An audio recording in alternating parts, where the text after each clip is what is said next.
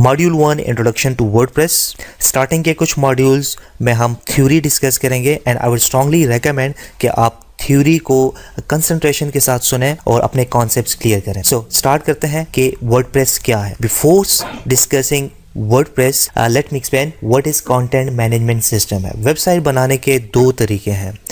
एक तरीका यह है कि आप कंटेंट मैनेजमेंट सिस्टम को यूज करते हुए वेबसाइट बनाएं। सेकंड तरीका यह है कि आपको HTML, CSS और जावास्क्रिप्ट लैंग्वेज आनी चाहिए टू क्रिएट अ वेबसाइट। सो अगर आप डेवलपर नहीं है तो आपके लिए कंटेंट मैनेजमेंट सिस्टम एक वे आउट है कि आप बगैर कोडिंग के वेबसाइट, एक प्रोफेशनल किस्म की वेबसाइट बना सकते हैं।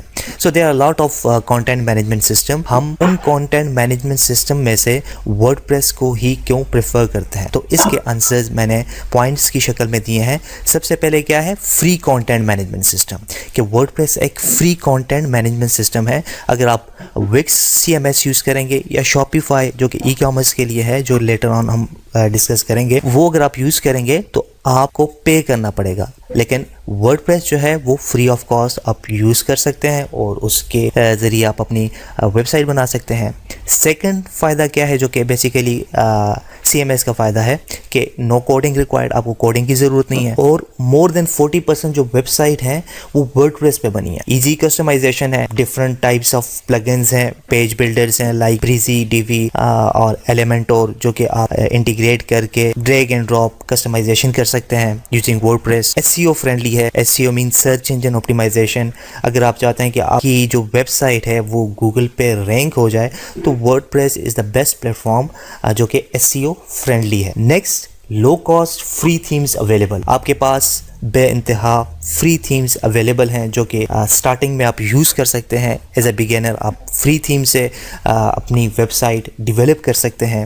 वर्डप्रेस में बेस्ट सिक्योरिटी फीचर्स के प्लगइन्स अवेलेबल हैं जो कि आपकी वेबसाइट को सिक्योर रखता है। इजी माइग्रेशन है। अगर आप एक डोमेन और होस्टिंग से दूसरे डोमेन होस्टिंग में अपनी वेबसाइट को माइग्रेट करना चाहते हैं तो वन क्लिक पे ये चीज़ पॉसिबल है। Last but not the least, WordPress में जो पेज बिल्डर्स प्लगइन्स हैं वो आपका काम, वेबसाइट बनाने का काम जो है वो निहायत आपके लिए इजी कर देता है। अगर आप प्री मेड टेम्पलेट्स यूज करके अपनी वेबसाइट बनाएं तो विद इन 5 to 30 मिनट्स आप पूरी वेबसाइट जो है वन क्लिक में अपनी वेबसाइट इंपोर्ट कर सकते हैं। देन आप अपना जो कंटेंट है वो एडिट कर सकते हैं। टाइप्स ऑफ CMS, जैसे कि मैंने बताया कि वर्डप्रेस के अलावा नंबर ऑफ CMS है जो कि आप यूज कर सकते हैं, जिसमें जूमला आ जाता है, Drupal, Wix, BigCommerce, Shopify, गोस, मैजेंटो एंड मैनी मोर। लेकिन वर्डप्रेस आप क्यों प्रेफर करते हैं वो हमने ऑलरेडी डिस्कस कर लिया है कि there are number of reason कि हम वर्डप्रेस को प्रेफर करते हैं। देन आ जाता है कि wordpress.org और wordpress.com में क्या फ़र्क है। एज अ बिगिनर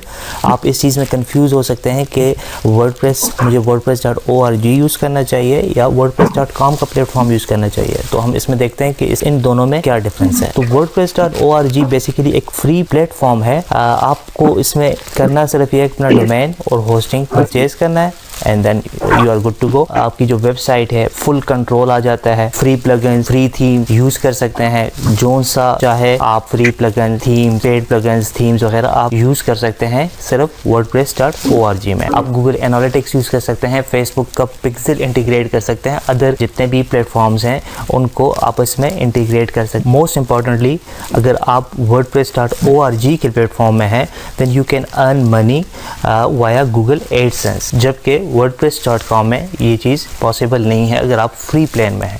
तो हम डिस्कस करते हैं कि wordpress.com में आप क्या कर सकते हैं। wordpress.com एक प्योरली होस्टिंग प्लेटफॉर्म है। लिमिटेड फ्री ऑप्शंस हैं। अगर आप फ्री यूज़ करेंगे इसे तो अप टू 3 GB आपको ये अलाउ करता है। और सबसे इम्पोर्टेंट जो ड्रॉबैक है कि आप गूगल एडसेंस यूज़ नहीं कर सकते फ्री प्लान में, मोनिटाइज नहीं कर सकते। प्लगइन्स और थीम्स जितने भी वर्डप्रेस आपको ऑफर करता है, फ्री थीम्स एंड प्लगइन्स, वो आप wordpress.com में यूज़ नहीं कर सकते। इसी तरह Google analytics, other third party जितने भी एप्स हैं वो आप इंटीग्रेट नहीं कर सकते wordpress.com पे। देन आप अपना खुद का डोमेन इसमें फ्री प्लान में अटैच नहीं कर सकते। फ्री प्लान यूज़ कर रहे हैं तो आपका डोमेन जो है वो कुछ इस तरह होगा, आपके वेबसाइट का नेम .wordpress.com, तो आपकी इसमें ब्रांडिंग पॉसिबल नहीं है। कभी भी आपकी वेबसाइट भी आपकी वेबसाइट जो है वो wordpress.com डिलीट कर सकती है अपनी डेटाबेस से। ई कॉमर्स वेबसाइट आप फ्री प्लान में यूज़ नहीं कर सकते, मेंबरशिप वेबसाइट नहीं यूज़ कर सकते। इन सारे पॉइंट्स को डिस्कस करने का मकसद ये था ताकि आपको पता चले कि आपको wordpress.org ऑप्ट करना चाहिए या wordpress.com। सो इन चीज़ों को देख के तो आई स्ट्रांगली रिकमेंड कि आप wordpress.org आपको ऑप्ट करना चाहिए। Next is domain name. Domain name आपकी वेबसाइट का एक यूनिक एड्रेस है, जैसे आपके घर का एक एड्रेस होता है जो कि यूनिक होता है। आपके घर का एड्रेस किसी दूसरे घर के एड्रेस के साथ मैच नहीं करेगा, तो सेम वेबसाइट का एड्रेस जो है वो किसी भी दूसरी वेबसाइट के साथ मैच नहीं करेगा। So it's a unique IP address basically. So IP address is difficult to remember. So यहाँ पे डोमेन नेम सिस्टम का कॉन्सेप्ट आ जाता है। डोमेन नेम सिस्टम बेसिकली आपके वेबसाइट को कन्वर्ट करता है, वेबसाइट नेम को कन्वर्ट करता है उसके अगेंस्ट जो आईपी एड्रेस है उसमें। लेट्स से आपने google.com लिखा, ब्राउज किया, डीएनएस का क्या रोल है, वो google.com के अगेंस्ट अपना डेटाबेस चेक करेगा कि google.com के अगेंस्ट आईपी एड्रेस कौन सा है। जब वो आइडेंटिफाई कर लेगा कि google.com के अगेंस्ट ये आईपी एड्रेस है तो वो रिक्वेस्ट सेंड बैक कर देगा ब्राउजर को, और ब्राउजर देन उस आईपी एड्रेस पे जाके इंफॉर्मेशन रिट्रीव करेगा। इस स्लाइड में आपको मजीद क्लियर हो जाएगा। लेट्स से मैंने कोई भी वेबसाइट स्टेप 1 में ब्राउज किया, वो रिक्वेस्ट डीएनएस सर्वर के पास जाएगा, वो अपने डेटाबेस में चेक करेगा, अगर उसके पास उस डोमेन नेम का आईपी एड्रेस अवेलेबल हुआ तो वो रिक्वेस्ट बैक सेंड कर देगा। अगर नहीं, जिस तरह इस केस में इसके पास नहीं है, record for the domain is not in my cache, I will forward this query to another server. तो ये अनदर सर्वर दूसरे सर्वर को रिक्वेस्ट सेंड कर देगा। अब थर्ड स्टेप में देखें, दैट्स इन माई कैशे, कि ये जो डोमेन नेम है वो मेरे कैशे में अवेलेबल है, तो वो इसे दोबारा सेंड कर देगा और ये अपने पास एक कॉपी रख देगा कि फ्यूचर में अगर इस डोमेन नेम की रिक्वेस्ट आई तो मेरे पास डेटाबेस में अवेलेबल होगा। तो वो जब इसके पास आ जाएगा तो वो रिक्वेस्ट बैक कर देगा। अब इस केस में फिफ्थ स्टेप में क्या होगा, thanks for the IP address, let me establish a connection to the server now.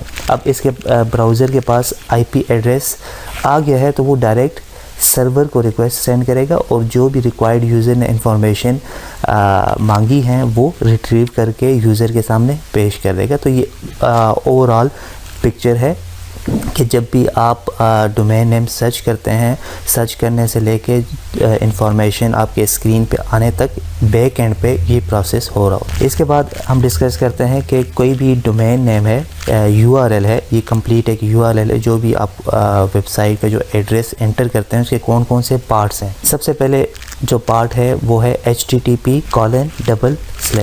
तो इस पार्ट का नाम क्या है, प्रोटोकॉल, इसे हम प्रोटोकॉल कहते हैं।